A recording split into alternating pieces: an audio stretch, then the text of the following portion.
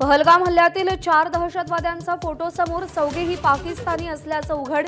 दहशतवाद्यांना स्थानिक स्लीपर सेलचीही मदत मिळाल्याचा संशय.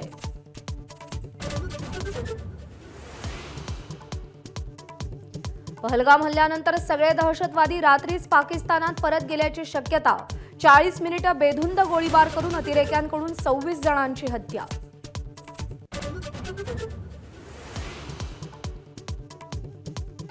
पहलगाममध्ये 4 दहशतवाद्यांचा गोळीबार, कॅमेऱ्यात कैद. हल्लेखोर आदिल गुरी आणि आसिफ शेखची ओळख पटली.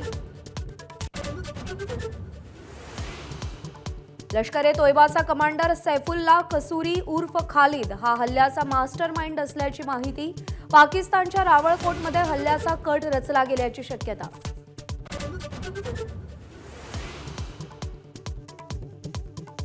पहलगामच्या हल्लेखोरांना सोडणार नाही, भारत सरकार दहशतवादासमोर झुकणार नाही. अमित शहांची एक्स पोस्ट चर्चेत. भारत मोठ्या कारवाईच्या तयारीत असल्याची चर्चा.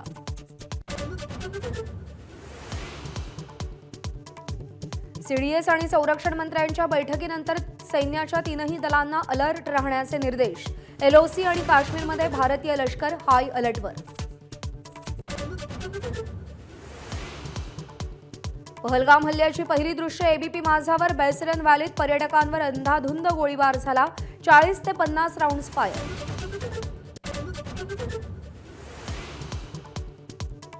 जम्मू काश्मीरमधील दहशतवादी हल्ल्यात महाराष्ट्रातील 6 जणांचा मृत्यू.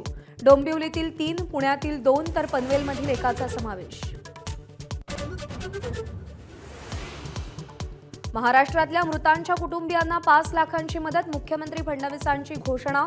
किती पर्यटक अडकले याची ठोस माहिती नाही. सर्वांना सुखरूप आणण्यासाठी यंत्रणा कामाला लागल्याची माहिती.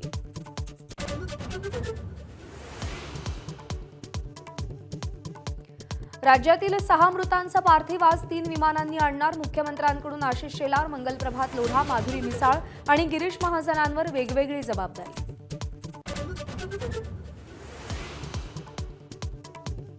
दहशतवादी हल्ल्यामुळे काश्मीरमधल्या पर्यटनाला फटका बसण्याची भीती स्थानिकांकडून व्यक्त. अनेक पर्यटक आपापल्या राज्यात माघारी फिरण्यास सुरुवात.